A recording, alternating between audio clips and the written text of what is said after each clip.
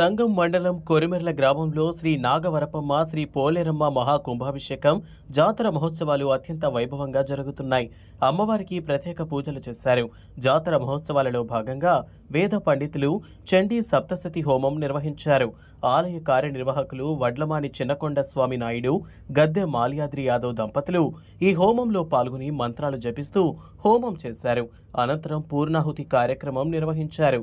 భక్తులు పెద్ద సంఖ్యలో పాల్గొని అమ్మవారిని దర్శించుకొని తీర్థ ప్రసాదాలు స్వీకరించారు.